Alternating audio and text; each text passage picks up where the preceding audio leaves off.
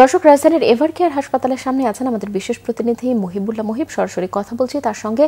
মুহিব, বেগম খালেদা জিয়ার শারীরিক অবস্থা সম্পর্কে কি তথ্য আছে আপনার কাছে, আমাদেরকে বিস্তারিত জানাবেন।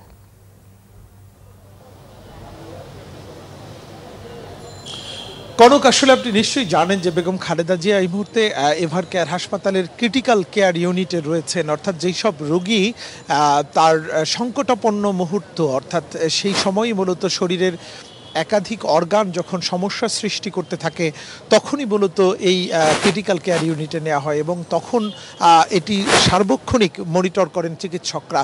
যেহেতু তিনি 3 বারের প্রধানমন্ত্রী, গণতন্ত্রের মাতা, একই সঙ্গে দেশনেত্রী এবং দেশের কোটি কোটি মানুষের মানে আশা আকাঙ্ক্ষার প্রতীক, সে কারণেই কিন্তু একাধিক ডক্টর তাকে কিন্তু নিবিড় পর্যবেক্ষণে রেখেছেন এবং তাকে মনিটর করছেন। এবং এই মুহূর্তে বেগম খালেদা জিয়ার যে পুত্রবধূ ডাক্তার জোবাইদা রহমান, তিনি বিকেলে কিন্তু এসেছেন তার মায়ের বাসার থেকে সরাসরি এই এভারকেয়ার হাসপাতালে এবং এখন পর্যন্ত তিনি এখানেই রয়েছেন তার শাশুড়ির পাশে। এবং এই যে ক্রিটিক্যাল কেয়ার ইউনিটে যে মনিটরিংয়ের ব্যবস্থা, সেটি কিন্তু সার্বক্ষণিক তিনি মনিটর করছেন। এর আগে কিন্তু আমরা শুনেছি যে গতকালকেই তার সার্বিক পরিস্থিতি নিয়ে ব্রিফ করেছিলেন গণমাধ্যম কর্মীদের উদ্দেশ্যে ডাক্তার এজেডএম জাহিদ হোসেন। তিনি যেটি বলেছিলেন যে তার শারীরিক অবস্থার কিছুটা উন্নতি হলেই তাকে কেবল দেশের বাইরে নেওয়া হতে পারে।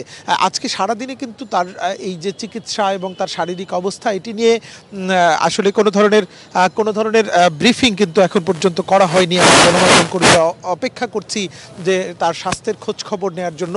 তবে অসমর্থিত সূত্রে আমরা জেনেছি যে তার একটি সিটি স্ক্যান করা হয়েছে আজকে এবং তিনি এখনও নিবিড় পর্যবেক্ষণেই রয়েছেন এবং দেশি বিদেশি চিকিৎসকরা মূলত তাকে তদারকি করছেন এবং তার যখন বাইরে নেওয়ার মতো যদি পরিস্থিতির উন্নতি হয় তাহলেই কেবল সিদ্ধান্ত নেওয়া হবে তাকে বাইরে পাঠানোর ব্যাপারে। তো এই ছিল আমার কাছে এভারকেয়ার হাসপাতালে বেগম খালেদা জিয়ার চিকিৎসার সার্বিক পরিস্থিতির তথ্য। কনক।